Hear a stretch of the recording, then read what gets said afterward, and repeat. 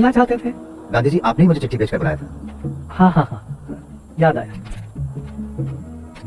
पता चला है कि आपको शिकायत है मुझसे और कांग्रेस से। मैं आपको बता दूं, अछूतों की समस्या को लेकर मैं चिंतित रहा हूं मेरे बचपन से।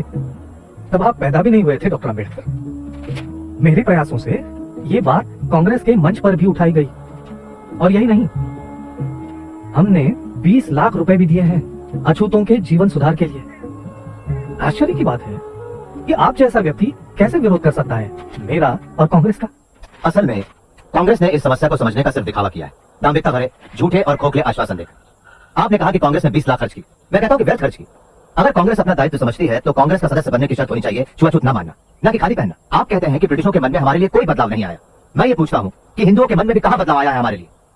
जब तक वो अड़ियल बने रहेंगे तब तक हम विश्वास नहीं करेंगे हिंदुओं पर, कांग्रेस पर या किसी महात्मा पर। इतिहास साक्षी है कि महात्मा हवा के झोंके जैसे होते हैं, जो धूल तोड़ाते हैं लेकिन ठोस कुछ नहीं करते।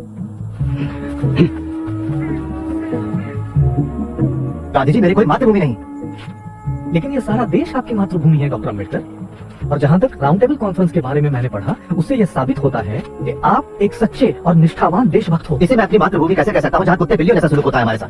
हम लोगों के साथ जो बर्ताव होता है वो इतना असहनीय है कि अगर हम कभी निष्ठावान न रह पाए तो दोष इस मिट्टी का होगा, न कि हमारा। कांग्रेसियों ने हमारे आंदोलन का विरोध किया, देशद्रोही कहा, और आप मुझे देशभक्त कह रहे हैं। मेरा मानना है कि मैं अपने लोगों के बुनियादी हकों की रक्षा के लिए लड़ रहा हूं, इस भूमि को बिना कोई नुकसान पहुंचाए।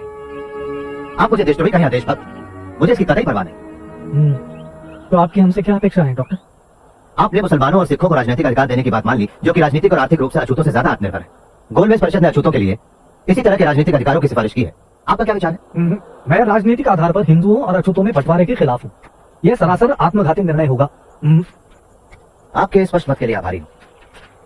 हमें पता चल गया कि इस संघर्ष में हम लोग कहां खड़े हैं। अब मैं इजाजत चाहूंगा गांधी।